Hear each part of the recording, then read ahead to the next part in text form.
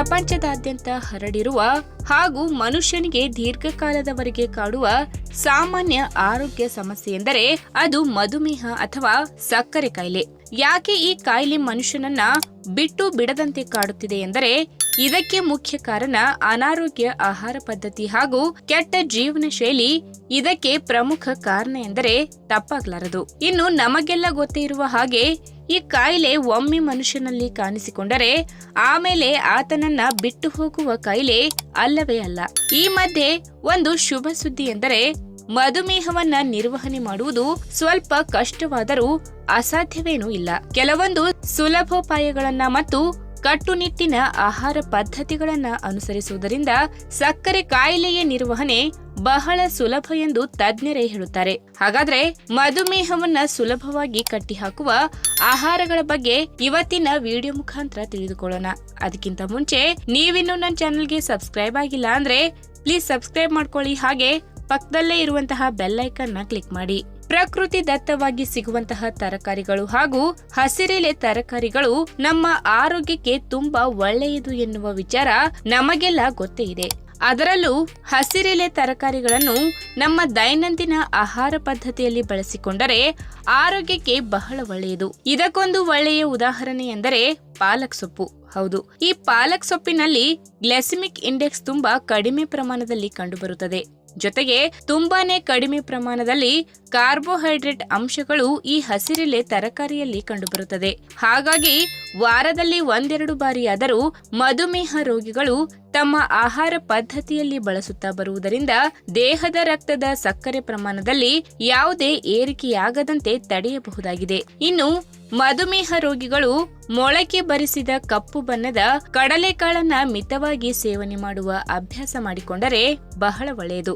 ಇದಕ್ಕೆ ಮುಖ್ಯ ಕಾರಣ ಈ ಕಪ್ಪು ಕಡಲೆಕಾಳುಗಳಲ್ಲಿ ಮೊಟ್ಟೆಯಲ್ಲೇ ಇರುವಷ್ಟು ಪ್ರೋಟೀನ್ ಅಂಶಗಳು ಕಂಡುಬರುತ್ತದೆ ಎಂದು ಆರೋಗ್ಯ ತಜ್ಞರೇ ಅಭಿಪ್ರಾಯಪಡುತ್ತಾರೆ. ಹೀಗಾಗಿ ಸಕ್ಕರೆ ಕಾಯಿಲೆ ಇರುವ ರೋಗಿಗಳು ತಮ್ಮ ಬೆಳಗಿನ ಉಪಹಾರಕ್ಕೆ ಮೊಳಕೆ ಬರಿಸಿದ ಕಪ್ಪು ಕಡಲೆಕಾಳನ್ನ ಸೇವನೆ ಮಾಡಿದರೆ ಬಹಳ ಒಳ್ಳೆಯದು. ಪ್ರಮುಖವಾಗಿ ಈ ಕಾರ್ಬೋಹೈಡ್ರೇಟ್ ಎನ್ನುವ ನೈಸರ್ಗಿಕ ಸಂಯುಕ್ತ ಅಂಶ ನಾವು ಪ್ರತಿನಿತ್ಯ ಸೇವಿಸುವ ಆಹಾರಗಳನ್ನು ದೇಹದಲ್ಲಿ ಬಹಳ ಬೇಗನೆ ಜೀರ್ಣವಾಗುವಂತೆ ಮಾಡುವ ಕಾರ್ಯವನ್ನು ಅಚ್ಚುಕಟ್ಟಾಗಿ ನಿರ್ವಹಣೆ ಮಾಡುವುದರಿಂದ ನಮ್ಮ ದೇಹದ ರಕ್ತದಲ್ಲಿನ ಸಕ್ಕರೆ ಅಂಶ ಹೆಚ್ಚಾಗದಂತೆ ನೋಡಿಕೊಳ್ಳುತ್ತದೆ. ಇದರಿಂದ ಮಧುಮೇಹ ಕಾಯಿಲೆ ಮಿತಿ ಮೀರಿ ಹೋಗದಂತೆ ತಡೆಯಬಹುದು. ಇನ್ನು ಕಹಿ ಎನ್ನುವ ಒಂದೇ ಕಾರಣಕ್ಕೆ ನಾವು ಹಾಗಲಕಾಯಿಯಿಂದ ದೂರ ಇರುತ್ತೇವೆ.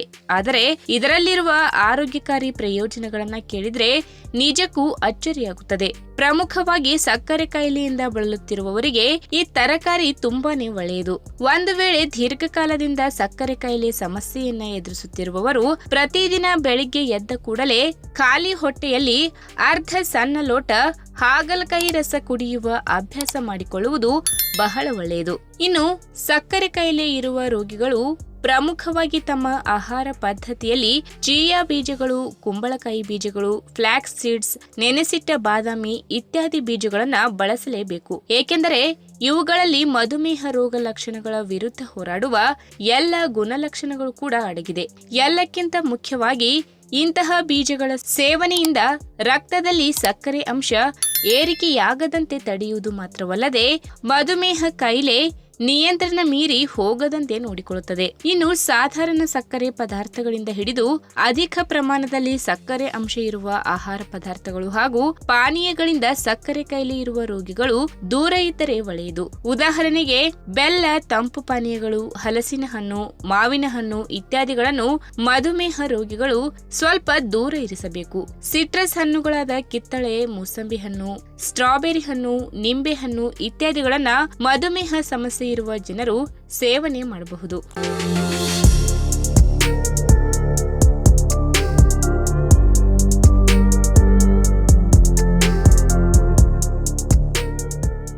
ಹಸಿರು ಎಲೆ ತರಕಾರಿಗಳಲ್ಲಿ ಅಡಗಿರುವ ಆರೋಗ್ಯ ಪ್ರಯೋಜನಗಳ ಬಗ್ಗೆ ನಮಗೆಲ್ಲ ಗೊತ್ತೇ ಇದೆ. ಸಾಧಾರಣವಾಗಿ ಈ ತರಕಾರಿಗಳ ಬಗ್ಗೆ ಯಾರು ಕೂಡ ನಿರ್ಲಕ್ಷ್ಯ ತೋರುವುದಿಲ್ಲ, ಏಕೆಂದರೆ ಇವುಗಳಲ್ಲಿ ಅಡಗಿರುವ ಆರೋಗ್ಯ ಪ್ರಯೋಜನಗಳು ಅಂತಹ ಗುಣಮಟ್ಟವನ್ನ ಪಡೆದಿರುತ್ತವೆ. ಒಂದು ವೇಳೆ ಈ ತರಕಾರಿಗಳ ಬಗ್ಗೆ ನಿರ್ಲಕ್ಷ್ಯ ಮಾಡುತ್ತಾ ಹೋದರೆ ನಿಮಗೆ ನೀವೇ ಲಾಸ್ ಮಾಡಿಕೊಂಡ ಹಾಗೆ. ಹೌದು, ಅನೇಕ ಕಾಯಿಲೆಗಳನ್ನ ನಿವಾರಿಸುವ ಗುಣ ಹೊಂದಿರುವ ಈ ಹಸಿರು ಎಲೆ ತರಕಾರಿಗಳು ಪುಟ್ಟ ಮಕ್ಕಳಿಂದ ಹಿಡಿದು ದೊಡ್ಡವರವರೆಗೂ ಕೂಡ ಆರೋಗ್ಯ ವೃದ್ಧಿಸುವಲ್ಲಿ ಪ್ರಮುಖ ಪಾತ್ರ ವಹಿಸುತ್ತದೆ. ಹೀಗಾಗಿ ಪ್ರಕೃತಿಯ ಮಡಿಲಿನಲ್ಲಿ ಬೆಳೆಸಲಾಗುವ ಕೆಲವೊಂದು ಹಸಿರೆಲೆ ತರಕಾರಿಗಳನ್ನ ಬಳಸಿಕೊಂಡರೆ ಆರೋಗ್ಯಕ್ಕೆ ಅಪಾರವಾದ ಲಾಭವನ್ನ ನಿರೀಕ್ಷಿಸಬಹುದು. ಹಾಗಾದ್ರೆ ಬನ್ನಿ, ಆರೋಗ್ಯಕ್ಕೆ ಒಂದಲ್ಲ ಒಂದು ರೀತಿಯಿಂದ ಸಹಾಯ ಮಾಡುವ ಕೆಲವೊಂದು ಹಸಿರೆಲೆ ತರಕಾರಿಗಳ ಬಗ್ಗೆ ಇವತ್ತಿನ ವಿಡಿಯೋ ಮುಖಾಂತರ ತಿಳಿದುಕೊಳ್ಳೋಣ.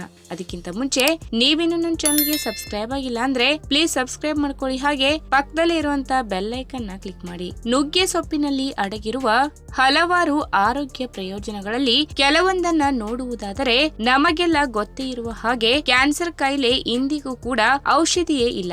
ಹಲವಾರು ಸಂಶೋಧನೆಗಳು ಕ್ಯಾನ್ಸರ್ ಕಾಯಿಲೆಗೆ ಕಾರಣವಾಗುವ ಕ್ಯಾನ್ಸರ್ ಕೋಶಗಳನ್ನ ನಿವಾರಿಸುವ ಔಷಧಿಗಳ ಬಗ್ಗೆ ಹಲವಾರು ರೀತಿಯಲ್ಲಿ ಅಧ್ಯಯನ ನಡೆಸುತ್ತಾ ಬರುತ್ತಿದ್ದರೂ ಕೂಡ ಇದುವರೆಗೂ ಕೂಡ ಸಾಧ್ಯವಾಗಿಲ್ಲ.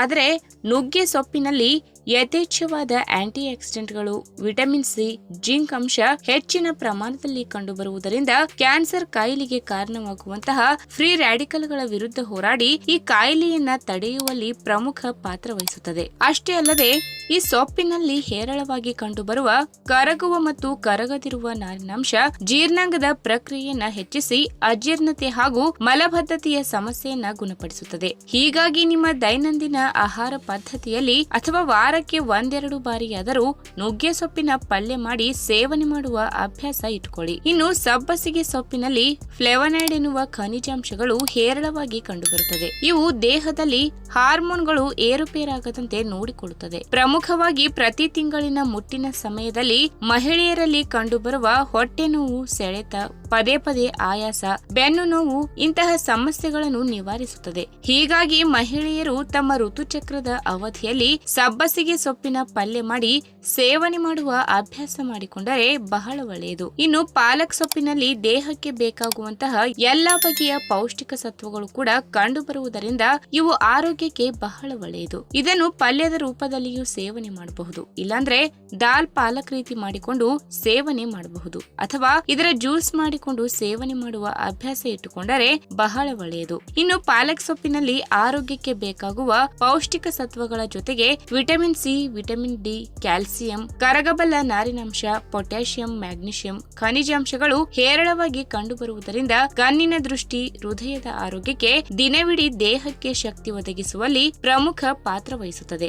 ಇನ್ನು ಕಹಿ ಗುಣವನ್ನು ಹೊಂದಿರುವ ಮೆಂತ್ಯ ಸೊಪ್ಪು ಆರೋಗ್ಯ ವೃದ್ಧಿಸುವಲ್ಲಿ ಪ್ರಮುಖ ಪಾತ್ರ ವಹಿಸುತ್ತದೆ. ಈ ಸೊಪ್ಪಿನ ಪಲ್ಯವನ್ನು ವಾರದಲ್ಲಿ ಒಂದೆರಡು ಬಾರಿಯಾದರೂ ಸೇವನೆ ಮಾಡುವ ಅಭ್ಯಾಸ ಇಟ್ಟುಕೊಂಡರೆ ಹಲವಾರು ಆರೋಗ್ಯ ಪ್ರಯೋಜನಗಳು ಸಿಗುತ್ತವೆ. ನಿಯಮಿತವಾಗಿ ಮೆಂತ್ಯ ಸೊಪ್ಪಿನ ಪಲ್ಯ ಸೇವನೆ ಅಥವಾ ಇದರ ಎಲೆಗಳನ್ನು ನಮ್ಮ ದೈನಂದಿನ ಆಹಾರ ಪದ್ಧತಿಯಲ್ಲಿ ಸೇರಿಸುತ್ತಾ ಬಂದರೆ ಹೃದಯದ ಹಲವಾರು ಸಮಸ್ಯೆ ನಿವಾರಣೆಯಾಗಬಹುದು.